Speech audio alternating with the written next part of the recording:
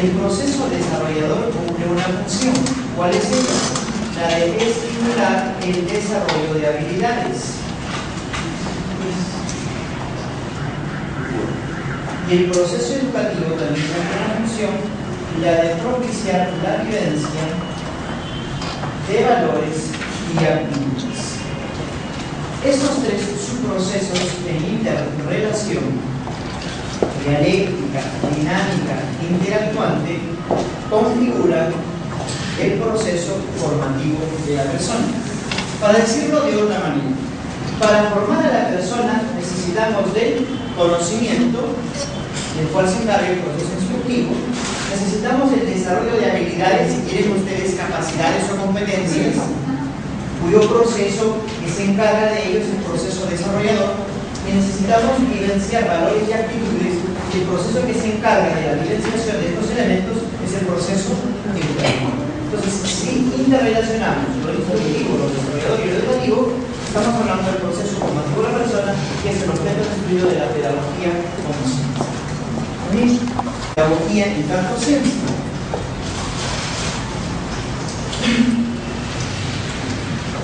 Nosotros pudiéramos revisar las diferentes clasificaciones de ciencia que existen, ¿cierto? Vamos a centrarnos en una de ellas. La clasificación que nos plantea Mario Hu, que es un epistemólogo de origen argentino, que toda su carrera prácticamente nada, tiene libros importantes como los siguientes: la ciencia, su método de filosofía, ciencia y desarrollo, la epistemología, la teoría ontológica sistémica, la investigación científica y otros textos. ¿De acuerdo? Entonces, haremos que clasifica la ciencia básicamente en dos grandes campos: ciencias formales y ciencias factuales. Las ciencias formales que tienen sus objetos de estudio creados por la mente humana, es decir, no tienen existencia real, no tienen existencia objetiva, tangible, perceptible o comprobable o demostrable, en términos empíricos o sensibles. Y el otro gran campo de las ciencias son las ciencias naturales, cuyos objetos de estudio existen, son perceptibles, demostrables, cuya verificación de sus conocimientos necesariamente pasa por la experimentación y la comprobación empírica. Muy bien, ¿en cuál de estos campos se ubica la pedagogía? Sostenemos que la pedagogía se ubica en el campo de las ciencias fácticas, y en este caso, fácticas sociales. Entonces decimos, ¿cuál es el carácter de la pedagogía? Decimos nosotros, es una ciencia fáctico-social. Repetimos la idea. ¿Por qué fáctico? Porque el objeto de estudio de la pedagogía existe, es perceptible, es observable, se puede describir, se puede caracterizar, ¿cierto? Y porque el objeto de estudio de la pedagogía además es un hecho social, es un hecho cultural, es un hecho económico, político, fenomenológico, religioso, administrativo, etc. ¿Y por qué social? Porque si hablamos de que el objeto de estudio de la pedagogía es el proceso formativo de la persona, vienen luego las teorizaciones que se dicen que la naturaleza del hombre puede ser un ser social. ¿Por qué es un ser social? Porque vive en interrelación, porque aprende en interrelación, porque se desarrolla en interrelación con los demás. Y luego vienen un conjunto de teorías que intentan explicar estos procesos. Muy bien.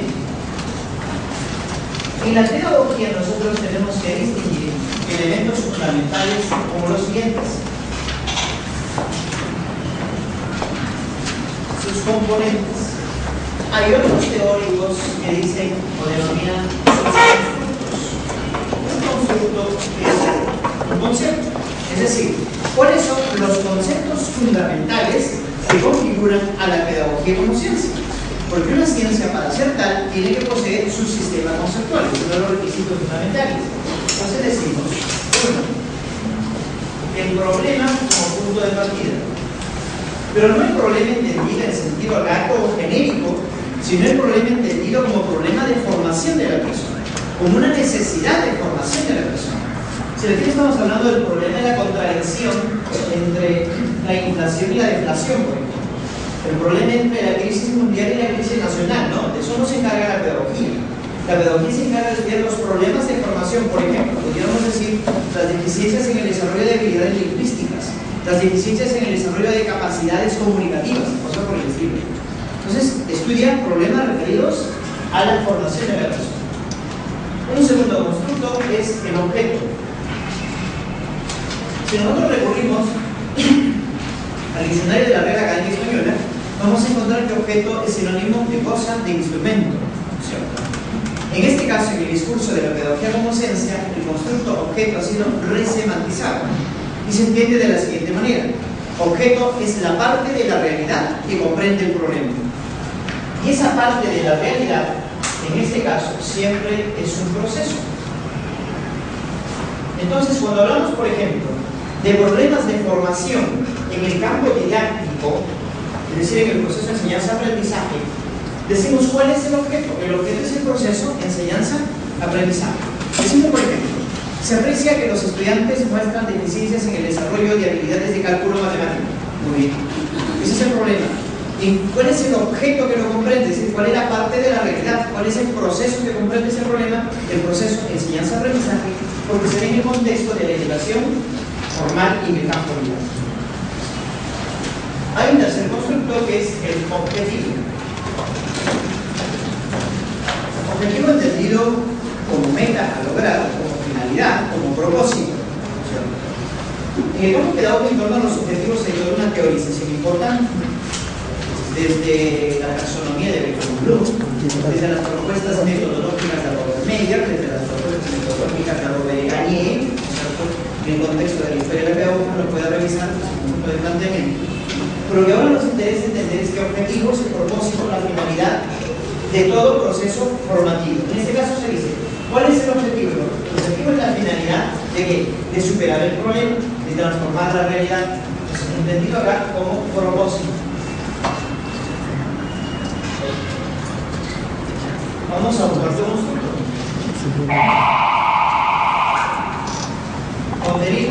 Entonces, ese conocimiento que forma parte de las ciencias, ¿no es cierto?, de la estructuración del conocimiento científico en general, al campo pedagógico no lo llevamos tal cual, sino que existe un proceso que nosotros denominamos el proceso de transposición pedagógica.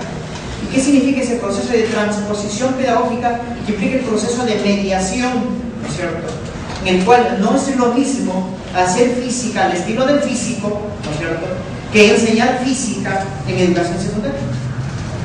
Ese proceso se denomina el proceso de transposición pedagógica, el cómo llevamos nosotros la ciencia al nivel de desarrollo y a las condiciones y estilos de aprendizaje del alumno.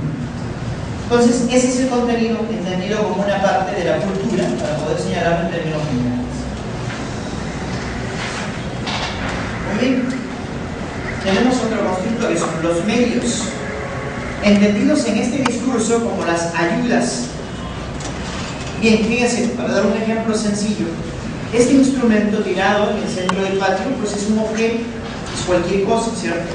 Pero ese instrumento en la mano del docente que nos ayuda a nosotros a dibujar letras, colores, grafías y esquemas, se convierte en un medio, porque ya nos permite a nosotros transmitir un contenido, nos permite esquematizar un contenido. Entonces, los instrumentos puestos al servicio del proceso formativo se convierten en medios, en ayudas. Entonces aquí, un concepto que nos ayuda. Entonces tenemos problema, objeto, objetivo, contenido, medios, métodos. Otro concepto, o métodos, si quieren ustedes.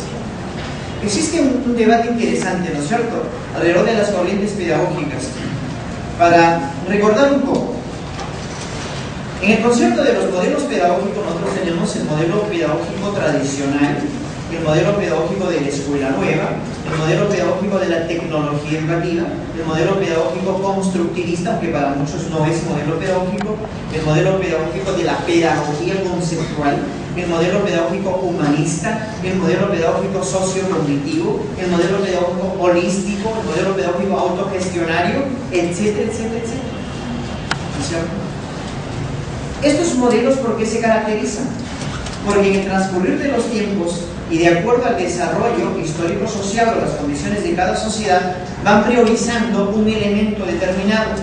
Por ejemplo, en el modelo pedagógico tradicional, el elemento que se prioriza es la transmisión y el método que prima es el método expositivo. Si vamos nosotros al modelo pedagógico constructivista, ¿no es cierto?, el elemento que adquiere supremacía en relación a los demás es el elemento método. pero en este caso entendido como método activo, ¿no es cierto? Y se plantea incluso toda una serie de clasificaciones, y se dice métodos activos como estudio dirigido, tándem, discusión controversial, rompecabezas y cosas por el estilo. ¿No es cierto? Entonces cada modelo tiene sus características.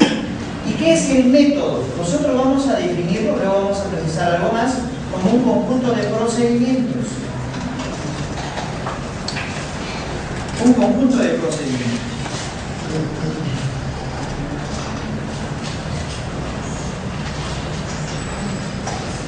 Hay un séptimo constructo, que es el constructo forma, que en este discurso hace referencia al cómo se organiza el estudiante o a cómo el docente que cumple el papel mediador organiza a los estudiantes para poder gestionar el proceso formativo.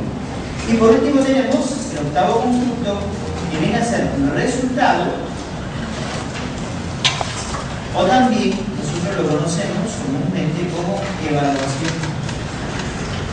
Entonces, hablar de evaluación, por ejemplo, como suponemos en algún momento, implica toda una teorización interesante de su historia, su conceptualización, teorías, perspectivas, concepción psicométrica, concepción ilumétrica, métodos, técnicas, instrumentos de evaluación, tipos de evaluación y cosas por el estilo.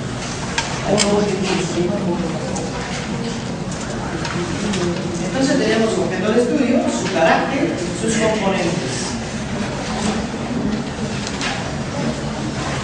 ¿Cómo es que se configuran sus teorías? Es decir, ¿cómo es que se estructura el saber pedagógico? Aquí vamos a dos preguntas básicas de tipo filosófico incluso. La primera de ellas es, nos preguntamos, ¿existen los hechos pedagógicos? ¿Qué contestamos ustedes? ¿Existen o no existen? Es decir, ¿existen los hechos formativos o no existen? Si no existieran los hechos formativos, no tendría razón de ser nuestra carrera profesional, ¿cierto? Entonces, los hechos formativos existen. ¿Y cómo sabemos que existen? Porque son hechos sociales, perceptibles, observables, medibles, verificables. Por ejemplo, este es un hecho formativo. Es un hecho que cualquier persona lo puede percibir, lo puede apreciar. Entonces decimos, si existen los hechos formativos, una cuestión de lógica, si existen los hechos formativos, entonces existen las teorías que explican estos hechos formativos.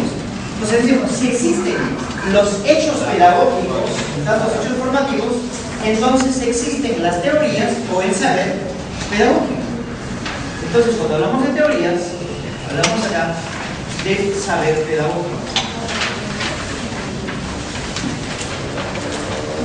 Este saber pedagógico es propio del campo de la pedagogía, o es que este saber pedagógico se ha ido configurando gradualmente a partir de la interrelación que se establece entre el quehacer cotidiano nuestro, nuestra carrera, nuestra profesión, con las teorizaciones de otras ciencias que nos ayudan a explicar los hechos formativos. Entonces, hay una discusión interesante. Hay quienes sostienen, por ejemplo, de que no existen las teorías propiamente pedagógicas. Y como no existen las teorías propiamente pedagógicas, la pedagogía no es una ciencia. Y ahí hay un conjunto de perspectivas. En el Perú destaca la perspectiva del contrato, donde sostiene que el campo pedagógico puede desempeñarse cualquier persona. No necesitas formación pedagógica especializada o específica para formar a un niño o adolescente. Simplemente necesitas saber, tener conocimiento y nada más. Esa es su teoría. Nosotros, por el contrario, sostenemos de que sí existe el saber pedagógico, porque el saber pedagógico se ha ido configurando en la interrelación entre la pedagogía y las otras ciencias. Para eso vamos a explicarlo de la siguiente manera.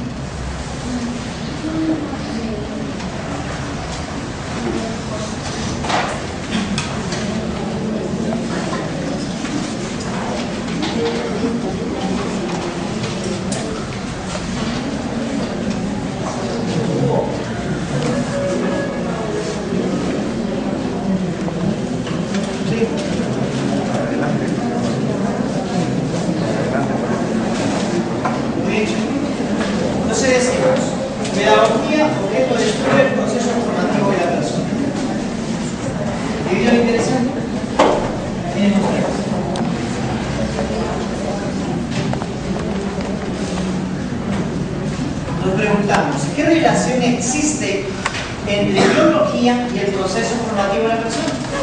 La respuesta es simple y sencilla. Para formar a la persona, nosotros tenemos que conocer cómo es que ocurren sus procesos fisiológicos, cuáles son las características de sus procesos anatómicos, cómo se dan las relaciones a nivel de los ecosistemas sociales de los cuales forma parte el hombre. Tenemos que saber cómo es que ocurren sus procesos madurativos.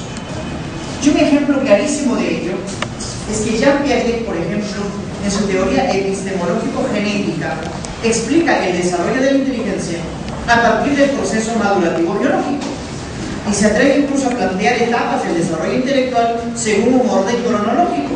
Y este orden cronológico no es más que proceso madurativo biológico.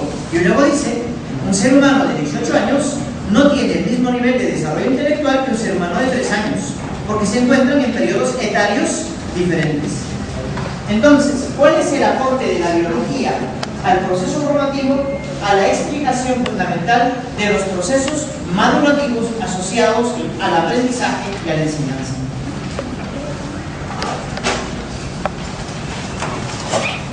Vamos ahora a una ciencia social, la psicología. La psicología, en tanto ciencia social, ¿qué estudia? A ver, 2 o 3 participaciones. ¿Qué estudia la psicología? No vayan a decirlo. No digan la conducta, no digan el comportamiento. El desarrollo humano tampoco. Ven, ahí me estoy cansando. Los procesos, aumento del presupuesto, cuando de repente en la práctica ni siquiera sabemos gastar lo que tenemos. Entonces, la economía, ¿qué aporta al proceso formativo?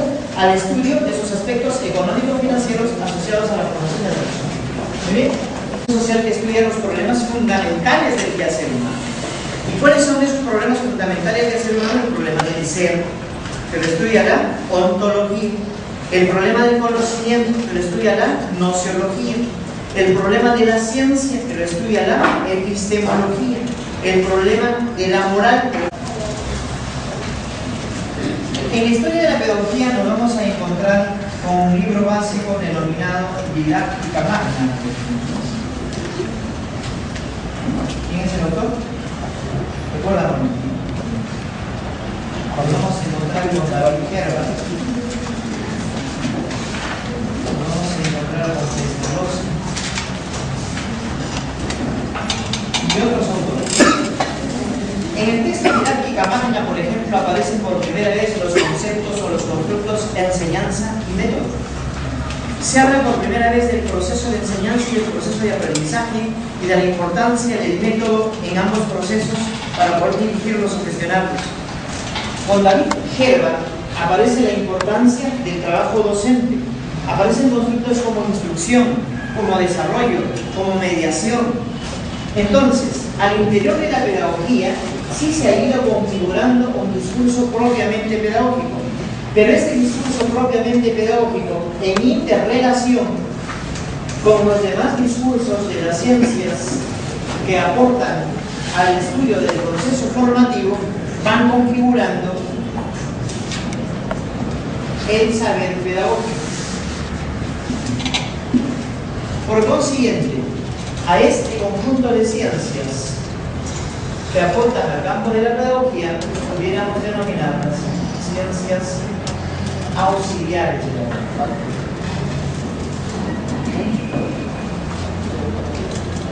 Entonces, en el campo del saber pedagógico distinguimos, si se quiere, 2 aspectos. Un saber propiamente pedagógico, que deviene el proceso del desarrollo y estudio de los hechos pedagógicos, y un saber que se forma en interrelación con otras ciencias y que configuran el saber y las teorías pedagógicas. Muy bien. Toda ciencia, para ser tal, necesita también poseer sus leyes. En ese discurso se señalan básicamente 2 de ellas. Se dice, por ejemplo, que existe relación entre la escuela y la vida. Y segundo, existe relación entre los componentes. Muy bien. Veamos sistemáticamente cómo se pueden explicar estas leyes.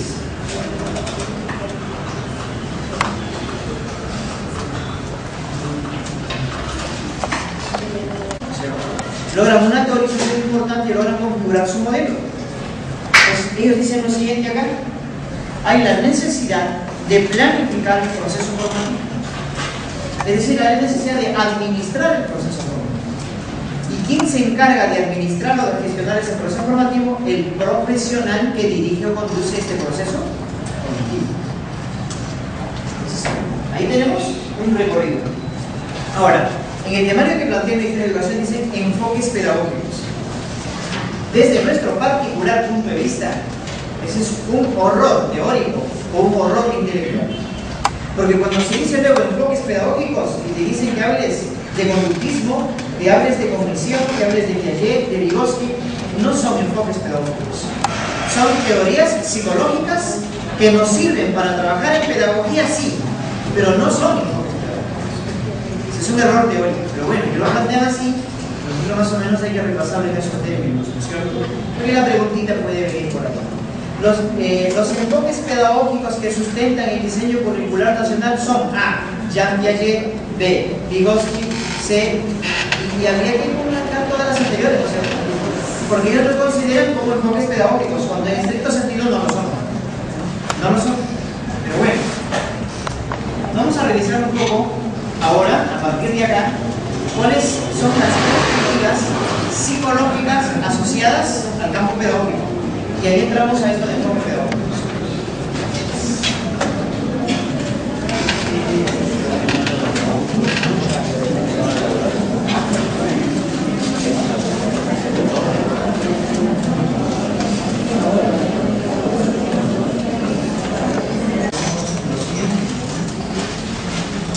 Un paradigma es un conjunto de teorías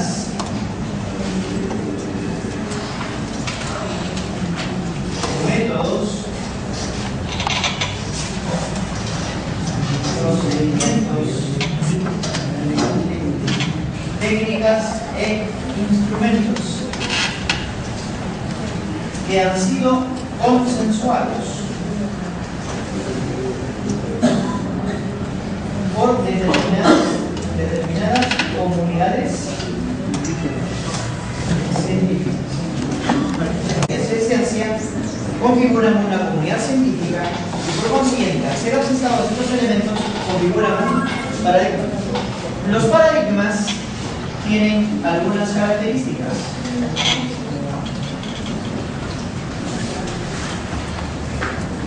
La primera de ellas: los paradigmas no son perfectos. Es decir, son falibles. Los paradigmas cambian, no son eternos.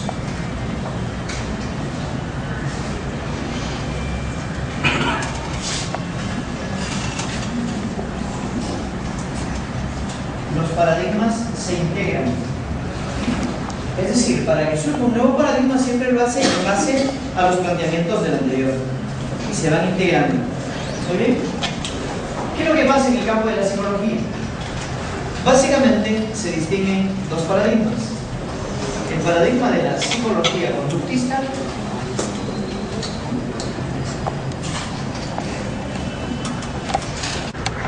al interior del paradigma de la psicología conductista vamos a distinguir tres teorías. La teoría del condicionamiento clásica,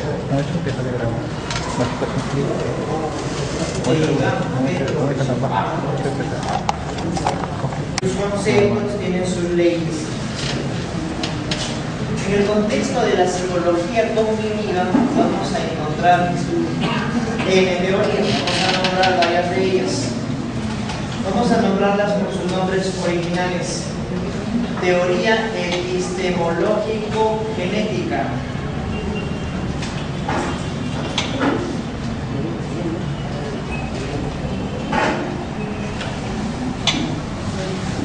Jean Piaget.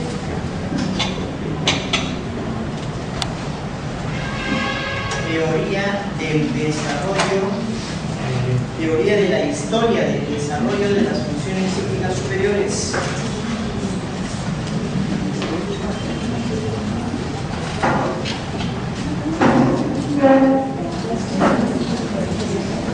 Las funciones psíquicas superiores. Lev Sephironovich Vygotsky.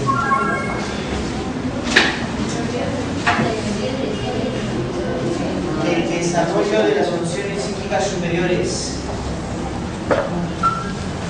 Teoría del aprendizaje verbal significativo. David Alfred.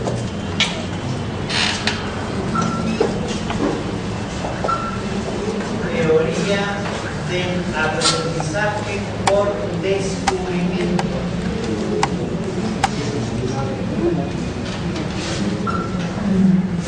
Jerome Bruner.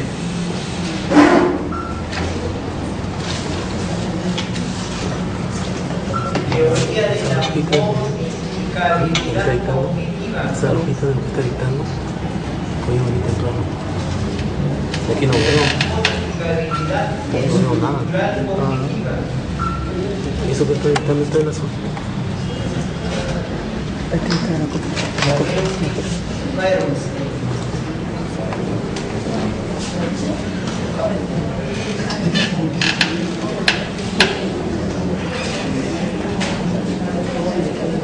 Teoría de las inteligencias múltiples.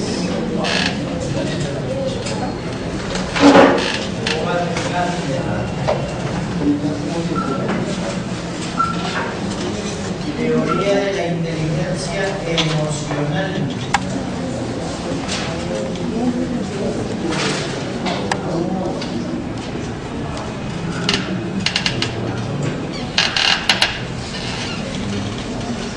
Teoría del desarrollo moral.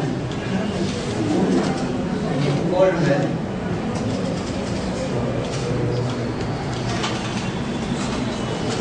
Podemos ir.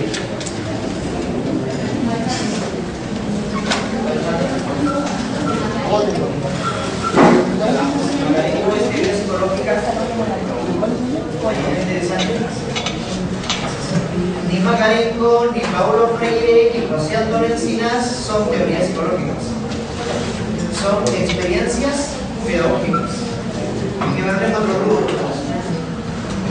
¿De acuerdo? Entonces, fíjense. Son teorías psicológicas, por consiguiente son perspectivas psicológicas que generan enfoques psicológicos que nos sirven para trabajar en pedagogía, sí, pero el hecho de que nosotros las utilicemos para trabajar en pedagogía no nos convierten en enfoques pedagógicos, es decir, no cambian su naturaleza. Es un error teórico que se plantea siempre desde el Ministerio de Educación. A veces el psicopedagogo Jean Piaget, Morón, él estudió siempre en el campo de la psicología, con un fuerte flujo y sustento biológico, y varios tratados de epistemología. ¿Muy bien? Avanzamos hasta ahí en esto. ¿Qué nos queda? Para la próxima. Abordar teoría por teoría. Bien, tenemos una tarea titánica acá. ¿De acuerdo? Un esquema por cada teoría. Sus conceptos, sus leyes, su forma de proceder, cómo se aprende y todo lo demás. ¿De acuerdo? Y vamos a resolver las preguntas.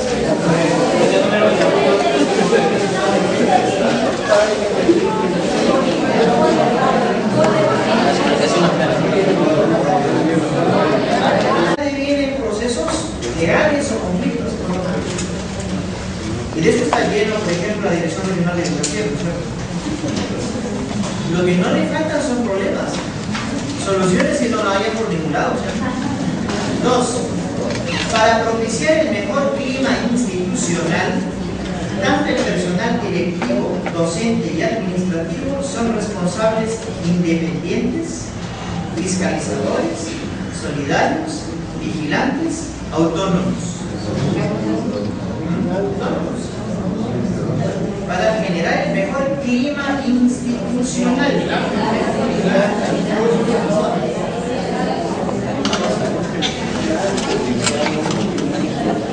Nosotros hablamos de una empresa.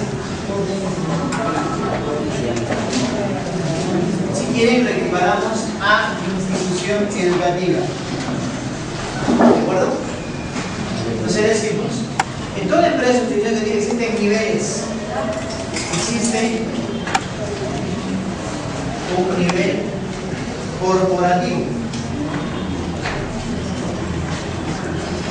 Que tiene que ver con la alta dirección o la alta gerencia. Hay un segundo nivel que también es corporativo, que corresponde a los mandos intermedios.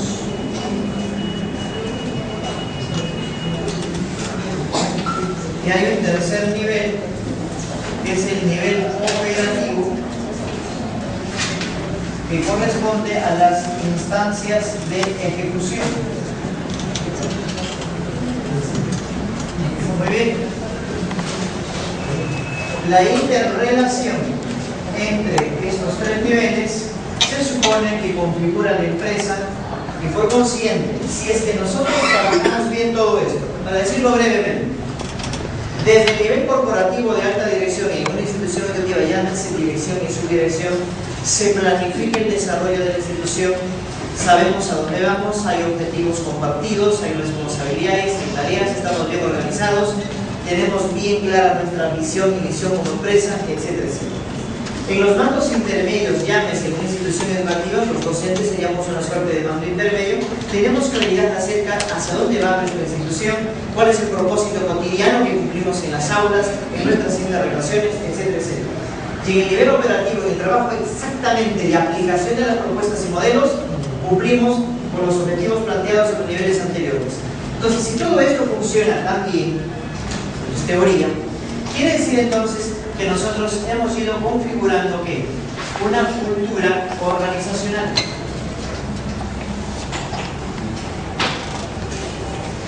La cultura organizacional lo configura en una empresa los siguientes elementos: los planes y las personas. Porque en los planes, llámese planes estratégicos de desarrollo, ¿no es cierto?, se consensúan propósitos, objetivos, metas. Pero al mismo tiempo las personas poseemos una estructura psicosomática, anatómica, biológica, y son resultado de un proceso histórico de desarrollo que empieza desde el momento mismo de la concepción. Entonces lo desarrollamos en un vientre determinado, luego pasamos a formar parte de una familia determinada, ¿no es cierto?, el contexto, el barrio, la sociedad, las instituciones, el lugar donde estudiamos, etcétera, etcétera. Y si las personas influimos en el logro de los planes y vamos configurando la cultura organizacional. Y en la cultura organizacional, ¿qué vamos a encontrar? Vamos a encontrar principios y vamos a encontrar valores. ¿Cuáles son los principios que gobiernan la empresa y cuáles son los valores que cotidianamente nos hacen diferentes a los demás? Ok, muy bien. Si nosotros hemos logrado, en teoría, configurar una cultura organizacional, hagamos, estamos en condiciones de hablar de un ambiente adecuado para el trabajo. ¿Y por qué es un ambiente adecuado para el trabajo? Tenemos los mismos propósitos, practicamos los mismos valores, fundamentamos nuestra práctica en los mismos principios, los mismos planes nos gobiernan, sabemos hacia dónde vamos, tenemos claridad en lo que hacemos cotidianamente. A carambas, es un ambiente adecuado para el trabajo, es un clima laboral adecuado para el trabajo. Esa es la teoría. En la práctica ya sabemos cómo funcionan las situaciones. Muy bien. Entonces, cuando se dice